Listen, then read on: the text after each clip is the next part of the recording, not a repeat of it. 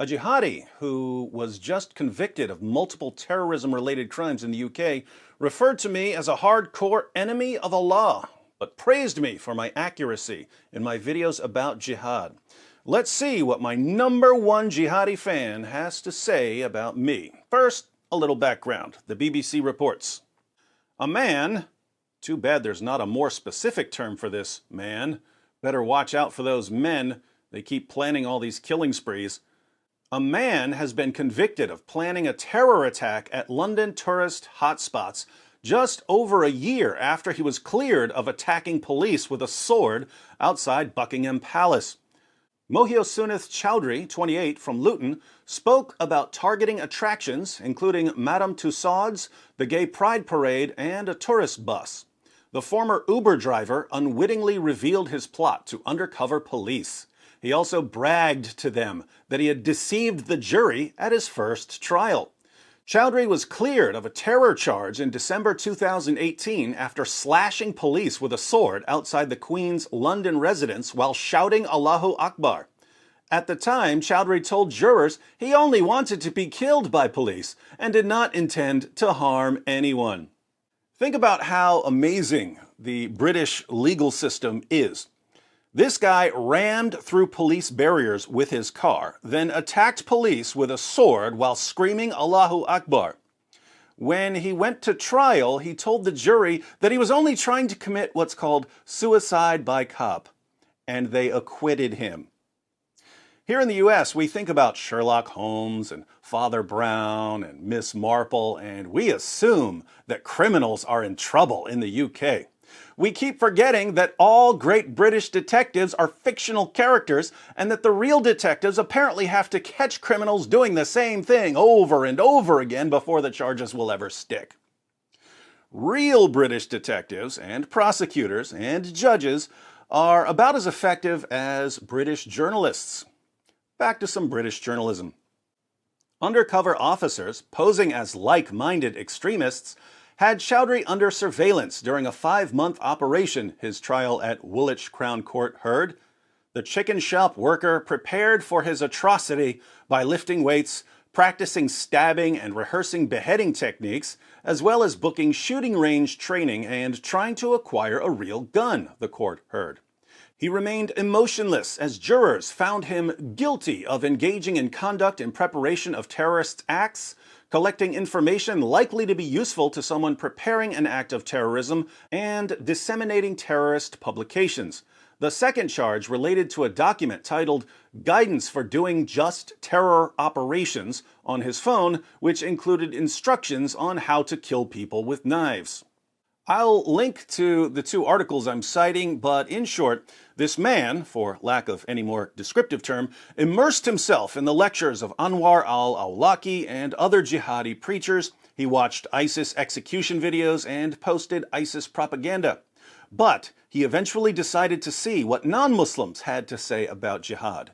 Did non-Muslims understand what Islam says about terrorism? So he got Tommy Robinson's book, Muhammad's Quran, Why Muslims Kill for Islam, and he visited Robert Spencer's website, Jihad Watch, and he watched a bunch of videos by some sexy super genius named David Wood. Let's read the part about what jihadis think of me. The Independent reports. He also relied on videos by a Christian preacher who claimed to explain jihad and vehicle attacks by presenting Islam as inherently violent. How could anyone claim that Islam is inherently violent just because Allah commands his followers to fight anyone who doesn't believe in him, and just because Muhammad said that he had been sent to fight people until they acknowledge him as a prophet, and just because Muhammad ordered his followers to execute anyone who leaves his religion? What kind of monster would claim that Islam is inherently violent simply because it calls for the violent subjugation of the entire world? Chowdhury described American David Wood as a hardcore enemy of Allah. Got that right, Miss Marple. To undercover police, but added, he does a better job of explaining Islam than most speakers in the West. This guy's on a roll. He repeatedly shared Mr. Wood's videos.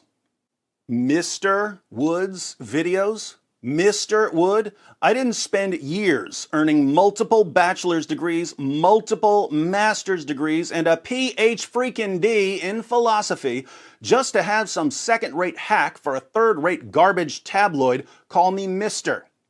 Side note to everyone else, feel free to call me David. I only pulled a doctor card on these leftist, fish-wrap propaganda jockeys who keep miscredentialing me.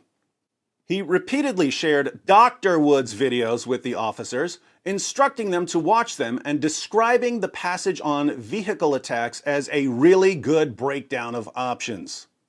I don't mean to toot my own swag horn here, but I have to agree that I did an awesome job explaining a collection of Islamic terrorist attacks in my video, Understanding Vehicular Jihad.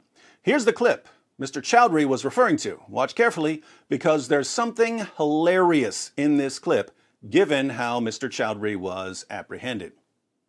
When all three features are combined, when a person believes in Islam, knows what Islam commands about jihad, and has the requisite personality type, we get a jihadi. But when a jihadi is born, he's faced with a number of options. The world is very different from what it was 14 centuries ago when Allah and Muhammad commanded Muslims to wage jihad, and jihad took on a number of forms even in 7th century Arabia. So there are a range of options available to the newborn jihadi. But what are the main options? Well, first, if the jihadi has always wanted to travel and see the world, he can join a foreign terrorist group.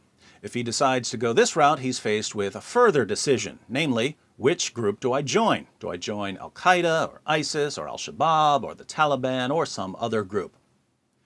Second, the jihadi might decide to wage jihad in his own country, and here he'll face the further decision of how to go about this. Do I learn to build bombs, or try to get a bomb from someone else, or get some guns or knives, or get in a car or truck and drive it into a crowd of people?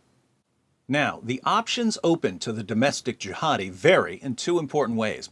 One, they vary in the amount of preparation required, and two, they vary in the degree of impact. In other words, learning to build bombs can take a significant amount of time, years if you're thinking of something beyond a pressure cooker or a pipe bomb.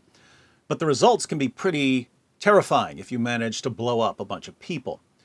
Guns may be more or less difficult to acquire depending on where you live and who you know, and the impact may be more or less potent depending on how quickly someone's going to shoot back.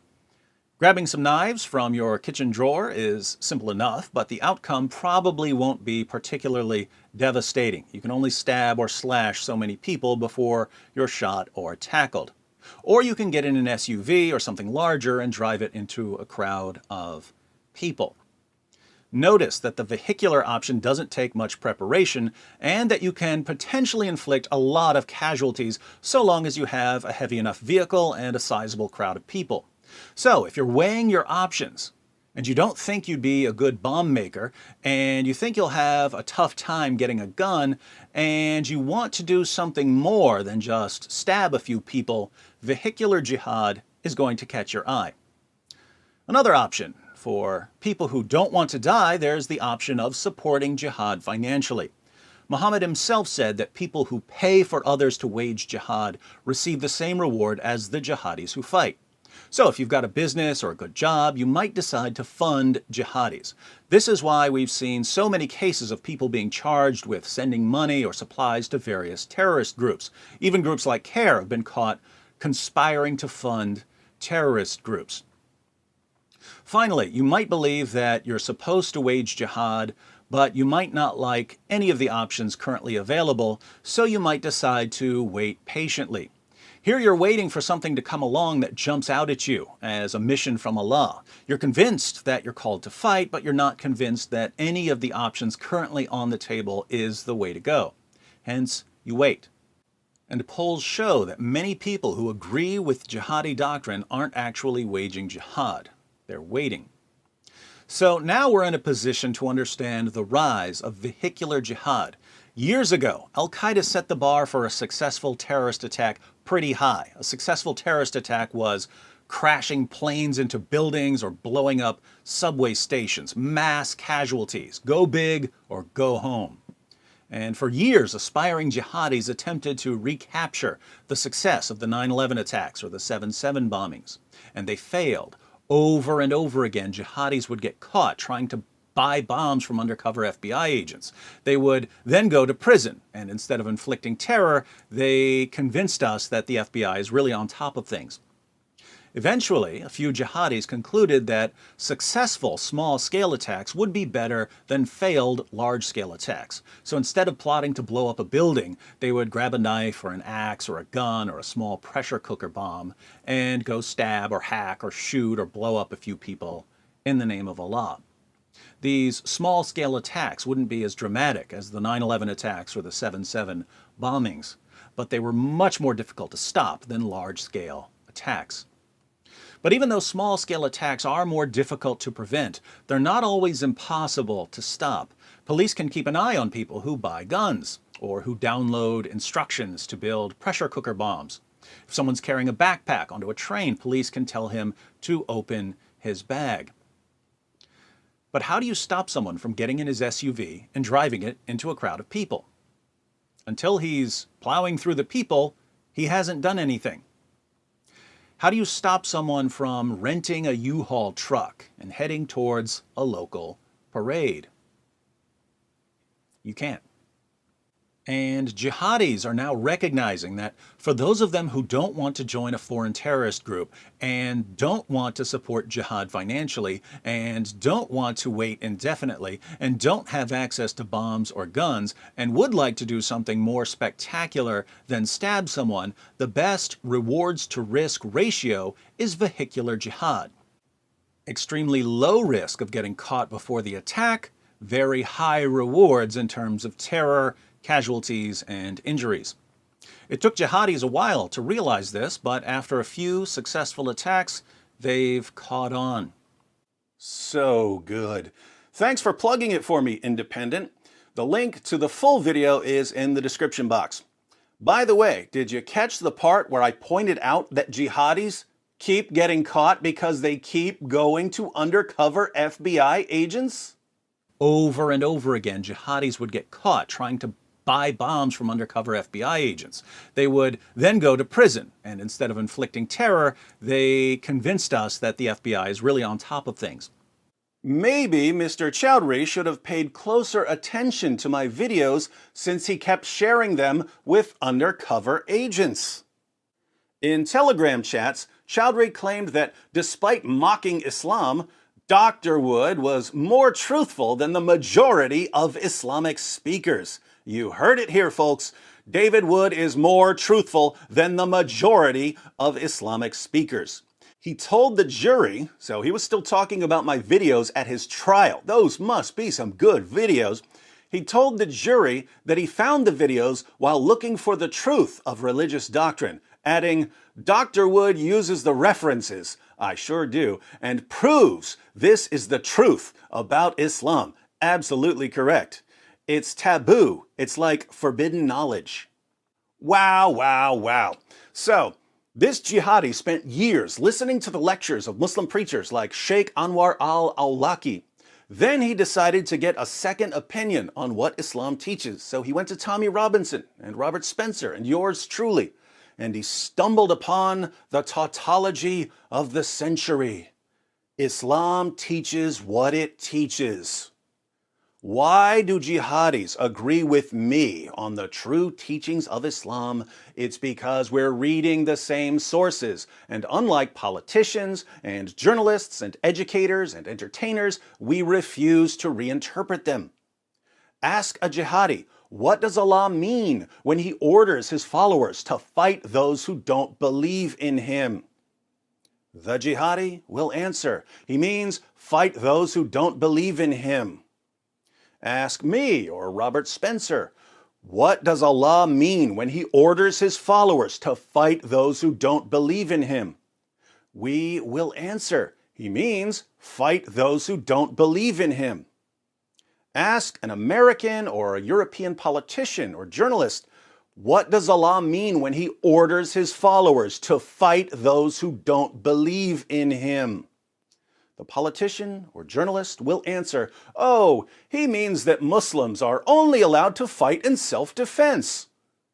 Well, why didn't he say that? Why did he say, "Fight those who do not believe," if he really meant only fight in self-defense?